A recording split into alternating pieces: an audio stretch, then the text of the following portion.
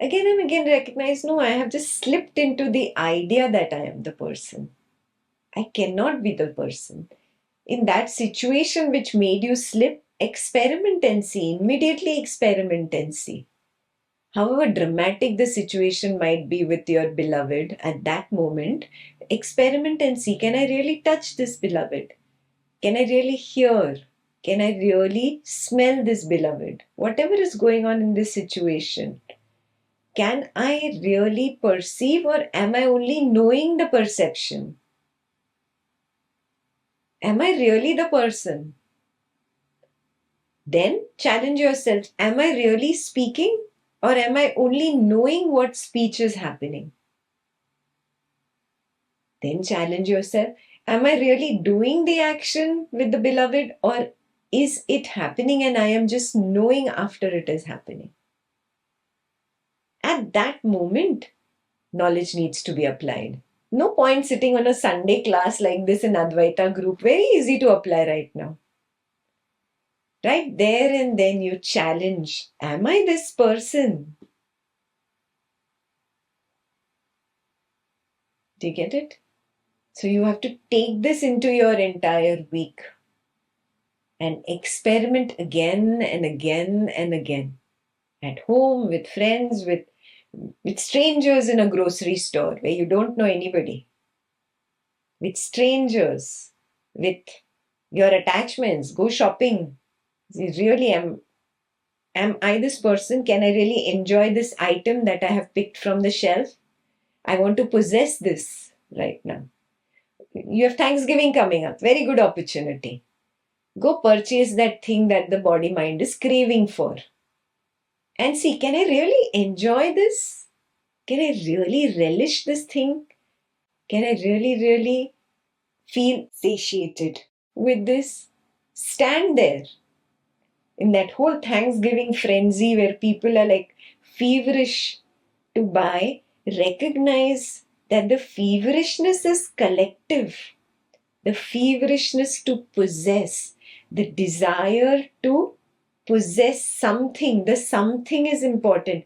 What that something is not important. The mind will take one thing, then it'll run behind the second, and then it'll run behind the third. It does not matter to the mind what is in the cart. What is mattering to the mind is the feverishness. It likes that frenzy. Observe. Can I really be satiated? If I was satiated, I would be done with the first item in the cart. But I'm not. The mind went to the second.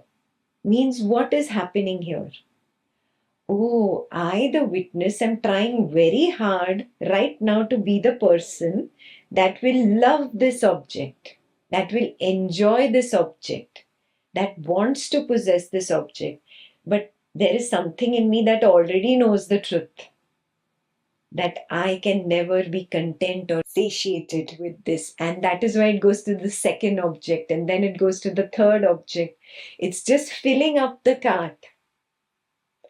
Observe this. Even if at the end you decide not to buy anything and walk out of the store empty handed, that's fine. But just go to a Thanksgiving sale just to have this experience. And just to recognize how strong am I the witness? How strong am I?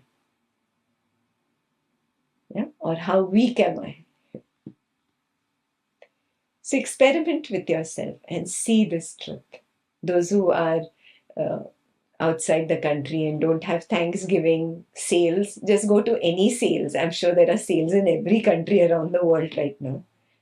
So just go shopping and see, why am I shopping? Why does this tendency to possess come up? What is it? And can I really acknowledge the truth that I cannot be satiated by it? I want to be satiated, but I cannot. Why? Because there's this thin glass wall between me, the witness consciousness, and this mind that wants to possess this and that. Don't stop it. Don't stop the person from doing what it wants to do. Let it do. You just stand at a distance. Yeah, leave the person alone. Now, after you filled your cart and come to the cashier, now don't say, "What will Ekta think about me?" Ekta doesn't know that there is stuff in your cart.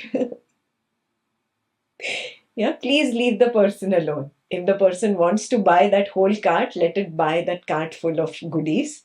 Let it enjoy. None of your business. Do not interfere. You just recognize the strength of yourself, the witness consciousness. You are not the person. Very clear?